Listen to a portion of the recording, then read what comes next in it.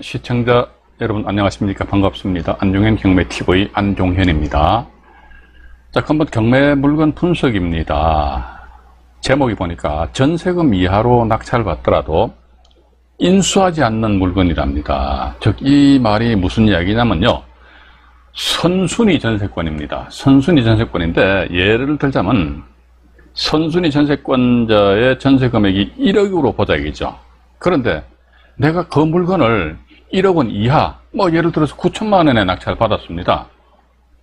전세권자 입장에서는 자기 전세금이 1억 원인데 9천만 원에 낙찰되었기 때문에 어쨌든 결과론적으로 경매 비용은 차치하고라도 1,000만 원이라는 전세 금액을 회수할 수 없단 말이죠. 이래했을 경우 그걸 과연 낙찰자가 인수를 해야 될 것인가?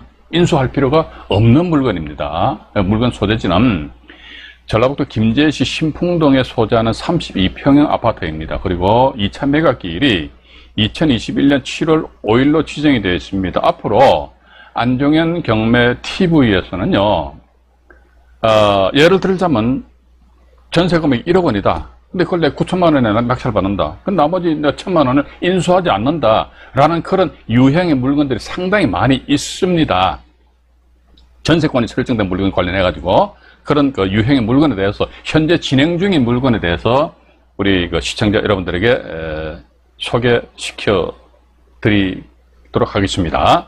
자, 본 사건에 대해서는 경매 정보지에 이어서 보다 자세하게 말씀을 드리도록 하겠습니다.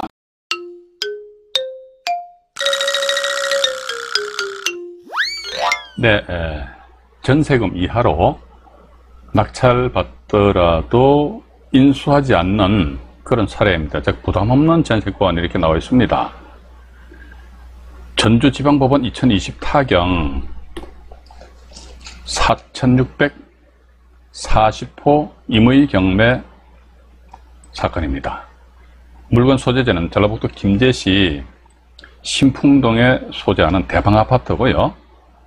본 사건이 있어가지고 채권자가 땡땡땡땡이죠. 대한민국입니다. 해양경찰청에서 전세권을 설정을 하셨어요. 대한민국. 그리고 이 청구 금액을 보시게 되면은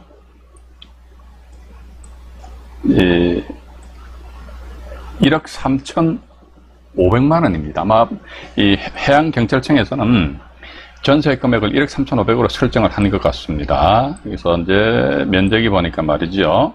전액 면적은 82.8836 하니까 한 32평형으로 불려지는 것 같습니다. 방송하는 날 기준해 가지고요. 입찰 4일 전이고요. 2021년 7월 5일 날 1억 570만 원이 최저 매각 금액으로 해서 본사건 경매가 진행이 됩니다. 근데 본사건이 있어가지고 전세권자의 전세권 설정 금액이 1억 3,500만 원입니다. 자, 그런데 예를 들자면요, 1억 570만 원입니다. 이거 한 1억 한 3천만 원 선에서 낙찰을 받는다 치다 이거죠. 그러면 어쨌든 전세 금액인 1억 3,500 이하로 낙찰 받더라도 해양경찰청에서는 최대 1억 3천만 원 다 배당을 받아간단 말이죠. 그 나머지 500만 원은 어떻게 500만 원 인수 안 합니다. 왜냐면 전세권자가 경매 신청을 했단 말이죠. 전세권자가 경매 신청하였다는 것은 배당 요구한 것으로 보고, 이는 민사집행법 규정에 의해서 전세권이 경매시 매각으로 말소 소멸되어 버립니다. 그렇기 때문에 인수 안 하는 거예요. 그래서 일단 전세금 이하로 낙찰을 받는다 하더라, 그렇다 손치더라도 이 낙찰자는 추가적으로 그 차액이죠. 그걸 인수할 필요는 없지 않느냐 하는 그런 생각을 가지게 됩니다. 그런데 본 사건에 있어서 1차 감정 가격이 1억 5,100만 원 잡혀 있단 말이에요. 1억 5,100만 원. 1억 5,100만 원 이렇게 책정이 되어 있는데, 이것도 아마 제가 그 시세 매매 가격을 여러분들한테 조금 더 보여드리겠습니다만은, 최근에 거래된 가격이 같은 평형입니다. 1억 4,300만 원에 거래된 사례가 있어요. 그러니까 이쪽 지역에 보니까 2019년, 2020년도에는 가격이 약간 우상향으로 올라가다가 2021년도 접어들면서 우하향했어요. 가격이 오히려 좀 하락하는 그런 지역인 것 같습니다. 이 역시 마찬가지 이 지역에 대한 어떤 그 가격에 대한 그래프 또 여러분들에게 보여드리도록 하겠습니다. 어쨌든 현재 매매 금액은 1억 4,400만 원이다. 우리가 입찰 가격을 결정함에 있어 가지고요, 현재를 기준해서 입찰 가격을 결정하셔야 될 거 아닙니까? 아, 이건 뭐 한 10년 후를 내다본 입찰가 결정, 그건 있을 수가 없는 것이지요. 그런 마인드 가지신 분들은 경매 시장에 들어오시면 안 됩니다. 그 정도 자금력이 많으신데 굳이 왜 경매 시장에 들어오시냐 이거지요. 그래서 또 다음 페이지로 잠깐 이제 넘어가서 화면을 또 보여드리겠습니다. 보시니까 화면을 좀 키우겠습니다. 네. 이 맨 위에 보시니까 대한민국 해놨죠. 대한민국 해놨고 전세권자가 해양경찰청으로 되어 있다 이렇게 나와 있습니다. 전세권자가 해양경찰청으로 되어 있습니다. 이제 이 상태에서 전세권 국되어 있습니다. 1억 3,500만 원이고, 그 뒤에 보니까 압류가 2건이, 3건, 4건이 있네, 그죠? 4건 있고, 그 다음에 임의경매에서 이제, 전세권에 의한, 아파트 등 집합건물 같은 경우는요, 전세권에 의한 임의경매 신청이 가능합니다. 임의경매 신청하는 거예요. 자, 그렇다면은, 제가 아마 모두에도 말씀드렸습니다만, 이 안종현 경매 TV에서는요, 이런 유형의 물건, 전세권, 현재 진행 중인 유형의 물건에 대해서 지속적으로 계속 우리 시청자 여러분들에게 소개 말씀을 드리고자 합니다. 이거 얼마나 참 재밌습니까? 100원 투자해가지고 내 150원 번다 이거죠. 과연 그러한 유형의 물건들이 있겠느냐? 있다는 것이죠. 그런 유형의 물건에 대해서 이제 제가 이 채널에서 여러분들에게 오픈해 드리겠습니다. 실제 경매 진행 중인 물건이니까 이 방송을 보시고 직접 입찰 들어갔어도 된다니까. 제가 뭐 나름대로 분석을 다 해드렸으니까. 단 하나 좀 우리가 신경 써야 될 것은요, 현재 가격입니다. 가격 조사 이거 여러분들 정말로 진짜 정확하게 조사 분석을 하셔야 된다는 것이지요. 자, 그렇다면 보시니까 일단 이 뒤에 보면 말이죠, 전세권 뒤에 압류가 되어 있네. 압류가 아마 이게 뭐 조세 체납에 따른 압류가 되어 있을 수도 있을 것 같기도 하고요. 이따 보니까 압류는 보니까 김제시 같습니다. 김제시. 예.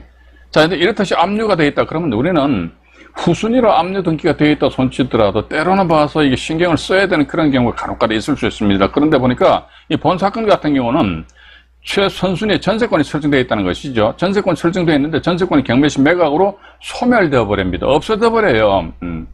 없어진다 하더라 그러면요, 부동산 등기부상 전세권 없어집니다. 압류 없어져, 다 없어져 버립니다. 따라서 이런 경우에 뭐 조세 체납에 따른 압류 등기가 후순위로 되어 있다 손치더라도 또 뒤에 보니까 가압류가 3건 있잖아요. 이런 거 쓸데없는 거 신경 쓰지 마세요. 몰라요. 이건 낙찰자, 그러니까 우리는 철저하게 낙찰자에 나하고 어떤 관계가 있는가 여기에 대해서만 우리가 신경을 쓰시자는 겁니다. 그래서 일단 보시면요, 여기서 다시 이제 화면을 조금 축소를 해 드리겠습니다. 네. 하고 이제 대한민국에서 경매 신청을 하였고 이렇게 나와 있네요. 따라서 이 건 같은 경우는 제가 전체적으로 한번 또 말씀드리도록 하겠습니다. 이 보시니까 전세권자가 아파트 등 집합건물에 설정된 전세권자가 이렇듯이 임의경매 신청을 하였다더라. 그럼 전세권이 이게 소멸기준권리, 이게 맞습니다. 이게 소멸기준권리 되는 거예요. 따라서 뭐 이 뒤에 있는 압류 같은 경우는 전부 다 경매시 매각으로 소멸되는데, 단 뭐다 후순위의 압류가 조세 체납에 따른 압류라든지 또는 근로복지공단의 근로자 임금 채권 있지 않습니까? 이런 게 후순위로 되어 있다. 그럼 등기부등본상에 전부 다 후순위로 되어 있기 때문에 우리는 신경 쓸 필요가 없이, 또 실제 경매 정보지를 보시게 되면 전부 다 소멸 이렇게 나와 있습니다. 이거 실제 다 소멸 말소되는데, 그러나 현실적으로 봐서 때로는 이게 이런 압류가 낙찰자의 바지끄랑이를 잡아 당기는 그런 경우가 없지 않아 있을 수 있다는 것입니다. 그런데 본 사건 같은 경우는 전세권 경매시 매각으로 소멸되니까 없어져 버려요. 다 죽어버려. 또 나아가서 본 사건 같은 경우는 전입신고한 세입자가 없습니다. 세대주가 없기 때문에 그 내용도 제가 세대 열람 내역서를 여러분들에게 조금 이따 보여드리도록 할게요. 따라서 전입신고한 세입자가 없다 그러면은 그 당의 부동산상에 있어서 임차인도 없다는 것이지요. 단지 대한민국 해양경찰청에서는 본 사건에 있어서 1억 3,500의 전세권만 설정하였고, 전세권에 대해서 다이렉트로 경매 신청을 하였는데 전세금 이하로 낙찰된다 손치더라도 낙찰자에게 돌리도라고 주장할 수 없다는 것입니다. 왜? 그러니까 전세권은 경매 신청하면 배당 요구한 것으로 보기 때문에 이렇게 여러분 좀 이해를 하시면 되실 것 같습니다. 자, 그럼 다음 페이지로 잠깐 넘어가 보도록 하겠습니다. 여기 보시니까 전입세대 열람 내역서입니다.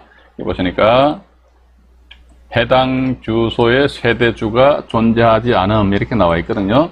주소지는 전라북도 김제시 검성 8길 56 102동 호수는 제가 지워버렸습니다. 본 사건의 세대 열람 내역입니다. 따라서 해당 주소지에는 세대주가 없다. 그럼 유일하게 전세권만 설정되었는데 전세권이 경매 신청하였고, 그럼 전세권이 경매 신청하면 경매시 매각으로 소멸한다. 전세금 전액을 회수하건 회수하지 못하건 그 불문입니다. 그렇게 이해하시고요. 자, 이제 본 사건에 있어서 매매 가격입니다. 32평형인데요. 최근 실거래 가격이 1억 4천만 원으로 나와 있습니다. 제가 조금 전에 본 사건에 있어서 가격의 어떤 그래프를 보여드린다고 말씀 안 드렸습니까? 이겁니다.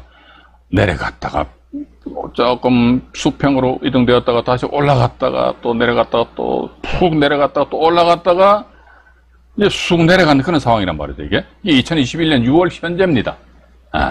2021년. 그러니까 요 상태 보면은 아마 2021년 상반기에는 좀 가격이 올라갔던 모양입니다. 그런데 아마 지금 현재 6월 현재 보니까 좀 가격이 좀 하향 곡선을 긋고 있다. 일단 그렇게 보시고. 어쨌든요, 제가 여기서 우리 시청자 여러분들한테 이런 자료를 가미해서 설명을 드립니다만은 이런 유형의 물건이 입찰 들어가신다 그러면요, 현장 반드시 가십시오. 그래 부동산 중개업소 반드시 방문하십시오. 그래가지고 사장님이 이거 32평짜리 지금 당장 사인 계약하면 얼마에 계약할 사인할 수 있습니까? 그거 정확하게 가격 조사 분석을 하셔야 됩니다. 그래서 본 사건 같은 경우도 보시니까요, 2021년 4월 달에 1억 4,300이네요. 18층이. 그 전에 2020년 12월 달에는 1억 6천만 원 했습니다. 작년에는 그래도 가격이 좀 올랐다가 이상 가격이 또 하락됐단 말이죠. 2020년 12월 달 1억 7,200만 원까지 나갔단 말이죠. 이런 점을 감안하셔가지고 입찰가 결정을 해 보시기 바라겠습니다. 자, 본 사건의 위치를 잠깐 보시죠. 위치 보시니까 대방 아파트가 여기 102동입니다. 102동이 남향이죠, 그죠? 남향인데 이 대방 아파트 102동을 기준해 가지고 동쪽으로 한국농어촌공사 새만금 사업단이 있고요. 남쪽으로 해서 한국전력공사 김제지사가 있네요. 그리고 또 지근거리에 다이소 또 있고, 다음에 또 지근거리 신풍공원, 또 어린이공원 이렇게 위치해 있다. 이렇게 이해를 좀 하시면 되실 것 같습니다. 화면을 조금 더 확대해 볼까요? 네, 확대해 보면요, 이렇게 돼 있네요. 대방 아파트 나와 있네요. 그 다음에 동쪽으로 해서 한국농어촌공사가 있고요. 그 다음에 남쪽으로 해서 한국전력공사 김제지사가 있다. 그렇게 이해하십시오. 자, 본 사건의 어떤 전경을 보시죠. 102동입니다. 102동으로 되어 있고요. 그 다음에 네, 이상 102동 나와 있네. 바로 옆에 101동도 나와 있고요. 자, 이상 이번 시간에는요, 전라북도 김제시 신풍동에 소재하는 32평형 아파트에 대해서 해양경찰청이 전세권자하고 경매 신청을 하셨단 말이죠. 그런데 전세 금액이 1억 3,500만 원임에도 불구하고 그 금액 이하로 밑으로 낙찰을 받더라도 이 낙찰자는 그 차익에 대해서 인수를 할 필요가 없는 그런 유형의 물건에 대해서 말씀드렸습니다. 참고로 본 사건에 있어서 전세 가격은 1억 원에서 조금 더 이제 상회하는 걸로 저는 조사가 되었거든요. 근데 이 물건에 입찰 들어가신다 그러면 부동산 반드시 현장에서 답을 구하셔야 됩니다. 현장에서 반드시 확실한 가격을 조사 분석하시기 바라겠습니다. 네, 이상 안종현이 말씀드렸습니다. 네, 고맙습니다.